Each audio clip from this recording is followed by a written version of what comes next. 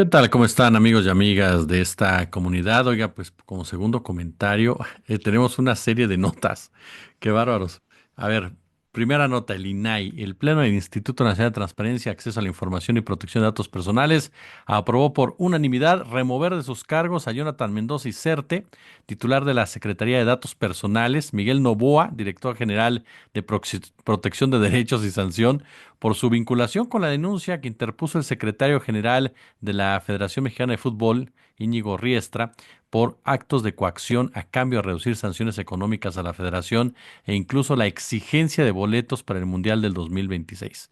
En la sesión ordinaria de este miércoles, el presidente del INAI, Adrián Alcalá, que es el de los table dance, explicó que la determinación de remover del cargo a ambos funcionarios es con el único objetivo de facilitar las investigaciones que se están realizando y preservar la confianza en los procedimientos que como pleno reprobamos. Eso fue parte de lo que se dio a conocer. Obviamente, pues ya uno de los cesados por el INAI, pues ya se dijo víctima, Jonathan Mendoza, ¿no? Aseguró a El Universal que su cese responde a un juicio sumario, mediático, intimidatorio, que le ha generado un daño reputacional, motivo por el que adelantó interpondrá recursos legales contra quienes resulten responsables.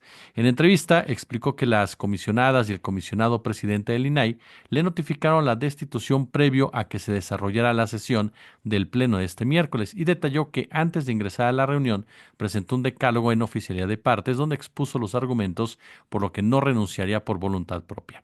Me mandaron llamar los comisionados como a las 12:30, me dieron una oportunidad de exponer o plantear mis consideraciones. Lo que hice fue justamente leerles mi escrito, cada uno de los puntos que están ahí plasmados. El oficio, en poder por cierto del Universal, bueno, señala que él no fue parte ni acudió a ninguna comida con ejecutivos de la Federación, que no conoce la denuncia que dio a conocer este rotativo del Universal y que posteriormente se replicó en otros medios y que no ha sido notificado legalmente, motivo por el cual se encuentra en estado de indefensión. Fue lo que dijo este personaje, que mire, es como de los últimos clavos en un instituto que, insisto, sin duda alguna se requiere transparencia. La transparencia es fundamental para el buen actuar, la buena ejecución del gobierno, para que la gente esté enterada de lo que se gasta, cómo se gasta y para qué se gasta. Eso es un hecho innegable. Pero un hecho indefendible es que el INAI se comportó de una manera totalmente irregular, totalmente antiética, con base en intereses políticos, y no solamente políticos, que de una u otra manera pues todos tenemos los mismos, sino en intereses partidistas, en donde operó en muchas ocasiones para proteger incluso a empresarios grandotes, al poder capital, y desviar la atención o simplemente postergar noticias, información que tenía que ver directamente con un daño a sus principales patrocinadores e incluso, por supuesto, con quienes llegaba a tener contratos, como el caso concreto de Xochitl Gálvez. Es un lugar en donde lamentablemente se presentaron casos de corrupción, de desvío de recursos y por lo tanto, ¿con qué autoridad moral pueden ufanarse de ser ellos los representantes de la transparencia cuando han sido señalados de estar manejando y manipulando de esa manera las cosas? Me parece que el INAI hacen bien en desaparecerlo. Insisto, es un reto para Raquel Buenrostro, que desde la Secretaría de Buen Gobierno pues tendrá que demostrar, ¿no? Que se puede transparentar la información, que puede haber una postura de Estado, no de gobierno, cuando se requiera precisamente la misma, para que la gente sepa muy bien cómo se están gastando los recursos, lo cual por supuesto ayudará en muchos aspectos, pero en muchos aspectos a la maduración por parte del país, a la maduración por parte de la democracia y a la maduración en un momento dado por parte de la ciudadanía. Pero lamentablemente este INAI junto con otros organismos, pues realmente fueron más que otra cosa parte de una estructura falsa, una estructura hipócrita, una estructura falaz, ¿no? Que se construyó alrededor de un discurso para vender un México moderno, un México desarrollado, un México de instituciones que solamente respondía a una oligarquía. Y a la oligarquía la disfrazaba de democracia y la protegía de cualquier tipo de investigación, de cualquier tipo de golpe al respecto. ¿Cuántas veces la Comisión Reguladora de Energía realmente operó como tal? ¿Cuántas veces llevó a cabo acciones que de verdaderamente defendieran el interés nacional?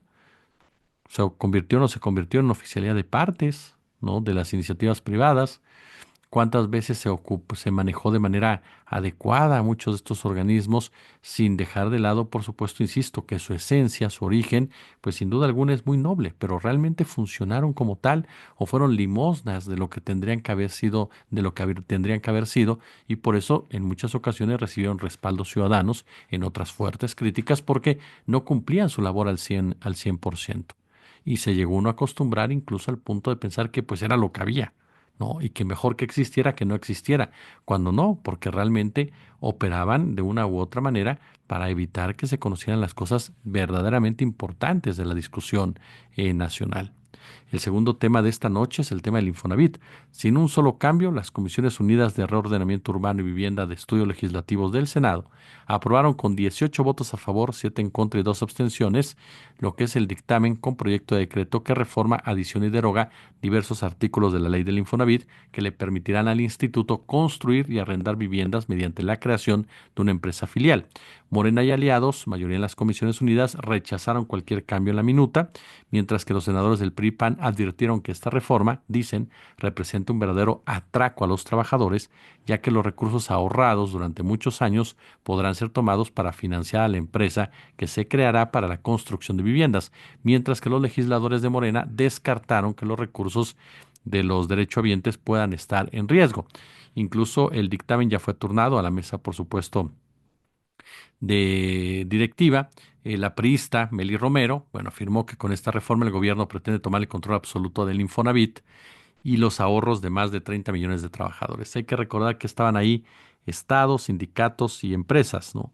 Muchos de los legisladores están hablando a nombre de los patrones, a nombre de las empresas que hicieron verdaderamente negocios, pero negocios alrededor del Infonavit.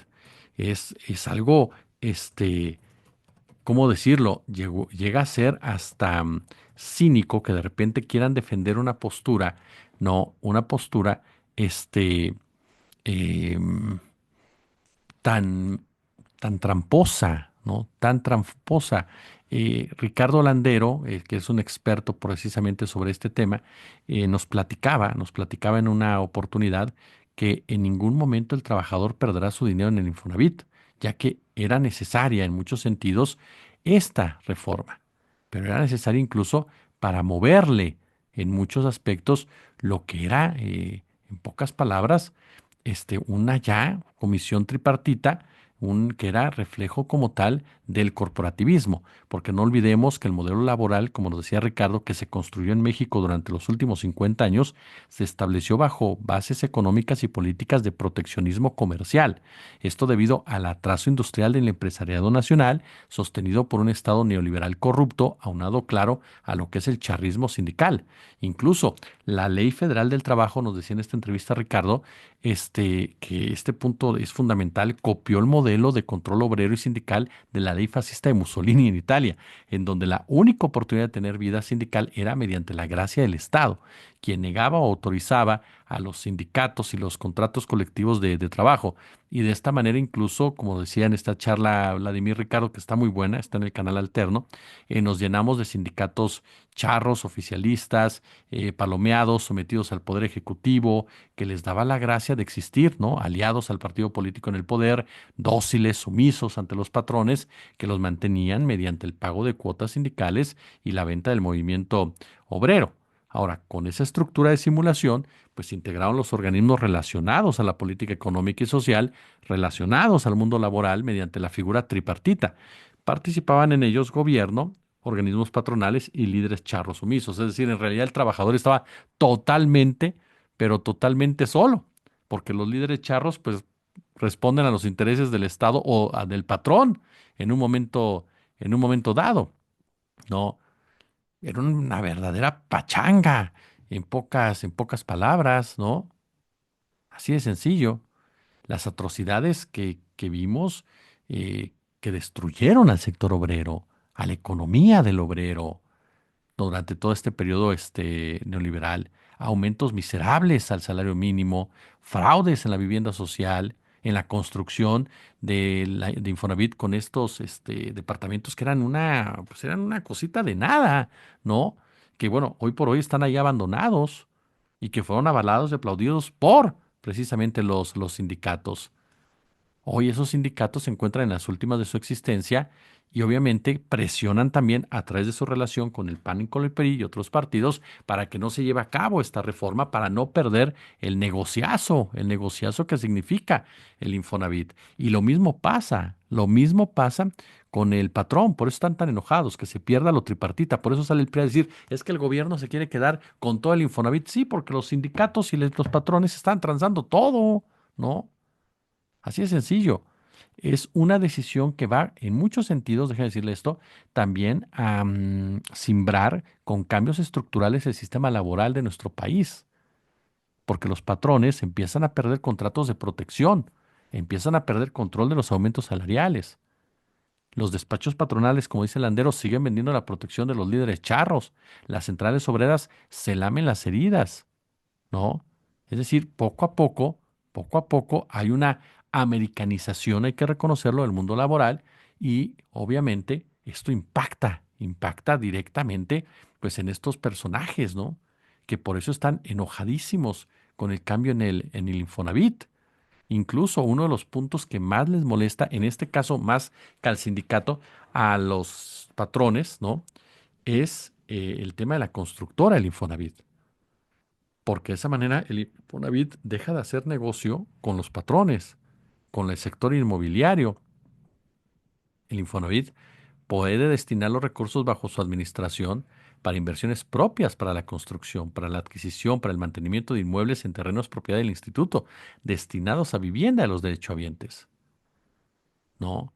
Esto es lo que dicen algunos personajes, ¿no? Personeros, que dicen que esto va a traer problemas con los trabajadores. ¿Por qué? Obviamente que hay muchos lugares que están en zonas periféricas o alejadas de los centros de trabajo, pero eso, perdonen que lo diga, es algo que se replica hoy por hoy, ¿no? La gente cuánto se traslada a sus trabajos, mejor que se traslada a un lugar que es de ellos, a un lugar que siguen rentando. No, eso es un hecho. Algo que también nos decía en una entrevista muy buena Carles Coffey es que la vivienda es un asunto político. Contrario a lo que algunas voces tratan de sostener, no se reduce solo a lo técnico, a la arquitectura, a la ingeniería. Cuando hablamos de vivienda, dice Carla, nos obliga a situar este tema en un contexto social, geográfico, histórico, económico, demográfico, determinar prioridades, valores respecto a las relaciones de poder entre los distintos actores que intervienen en ella. Es decir, la vivienda es de manera irremediable un asunto político y lo que vemos, lo tenemos, lo disponible, es producto de una serie de decisiones adoptadas por ciertos sectores con el poder para tomarlas. Entonces, se ha de depender de un plan de desarrollo urbano, ¿no? A final de cuentas, uno de los puntos que ella ha manejado en torno a este tema de el Infonavit, no es que dice, nadie les va a quitar en ningún momento los ahorros a los trabajadores, eso es mentira. Es un discurso de Anaya también, de Ricardo Anaya, para meterle miedo a la gente. ¿Por qué? Porque sus amigos del sector inmobiliario, que mire que tiene bastantes amigos del PAN, no, pues no quieren que se apruebe como va. Tal vez, como dijo bien Carles Coffey en una entrevista aquí con nosotros, es que lo mejor hubiera ido con la Comisión Nacional de Vivienda, que se encarga de proveer precisamente el derecho a la vivienda con un enfoque más abierto, aunque con una atención sumamente limitada por parte del gobierno y de la población. Aquí las otras voces indican que fue el Infonavit por la cuestión estructural en materia laboral. Lo cierto es que ya está ahí esta reforma. Veremos, por supuesto, cómo se aprueba, con qué características se aprueba y sobre todo en qué aspecto que es determinante, ¿verdad? Se puede seguir perfeccionando en beneficio del trabajador. Porque a final de cuentas, toda reforma, en el caso concreto del Infonavit, tiene que ver con un beneficio para el trabajador. Y estos dos casos los ligamos del INAI y el Infonavit porque los cambios en los mismos, las decisiones que se han tomado alrededor de los mismos, son un ejemplo, en muchos sentidos se lo digo, claro, siempre puede pasar cualquier cosa, pero de antemano son un ejemplo de cómo comienza a derrumbarse muchas reglas del tema neoliberal, porque tanto el INAI y estos organismos fueron creados en esa época neoliberal, con esos conceptos, esas ideas del neoliberalismo en cuestión del manejo de los organismos autónomos, ¿no? Y también el Infonavit fue, como le comentaba ahorita, una réplica de decisiones laborales que no tenían que ver con el empleado y que ya en la época neoliberal se fueron profundizando en mejora, pero para el empresariado. Había líderes sindicales que tenían 20 créditos del Infonavit y los rentaban de la mano de los patrones. Líderes sindicales que le decían al patrón, oye, pues dame tanto de esto y esto, y no te genero una huelga ni te genero problemas en un buen rato. Y los patrones felices de la vida dándole todo a los sindicatos, al líder sindical, porque pues, es más fácil controlar a un ratero, ¿no? Un líder sindical ratero, que realmente aceptar mejoras laborales para todos, mejoras salariales, prestaciones. ¿Cuántos líderes sindicales charros no permitieron que el neoliberalismo hiciera y deshiciera? Que se presentara el outsourcing, por ejemplo, ¿no? Que se perdieran los derechos laborales. Ningún trabajador debía perder sus derechos laborales y sin embargo se perdieron con estos líderes sindicales, con estos patrones.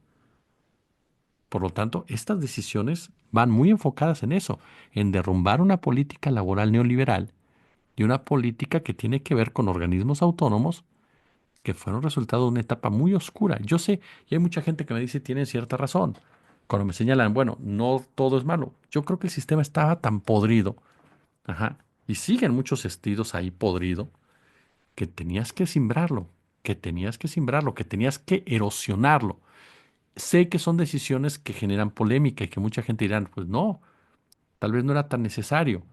No lo sé. Yo creo que en algunos puntos sí es, definitivamente, sí es, ajá, y eso se lo digo abiertamente, sí es fundamental erosionar algo, porque de otra manera no lo mueves. Cuando ya está tan y podrido, enquistado y demás, híjole, no lo mueves. ¿No? Entonces, por eso es tan importante estas reformas y estas discusiones y cuidarle las manos a los que operan a favor del empresariado, aun y cuando traigan playera guinda. ¿No le parece? Oiga, gracias por acompañarnos. Estamos ganando un poquito menos de tiempo porque, bueno, estamos con esta dinámica rápida, pero mañana ya nos regularizamos en todos los sentidos. Le reitero, entonces mañana a la 1 estará con nosotros la entrevista del doctor López Gatell completita, en la que dura 30 minutos, no la que se subió y que lamentablemente no se pudo subir toda. La vamos a tener mañana, también por supuesto, y toda nuestra programación. Está una entrevista ahorita en el canal alterno con Pedro Iniesta, muy buena, sobre el tema de la DEA, para que no se la pierda. Y por supuesto que seguimos con ustedes. Yo les agradezco por su atención y ya lo sabe, pulgares arriba, comparte el video, dele a la campanita, coméntelo, suscríbase y si hay chance, super chat y super gracias. Nos vemos al ratito. A lo mejor hay bonus track de la DEA, ¿me parece? Gracias.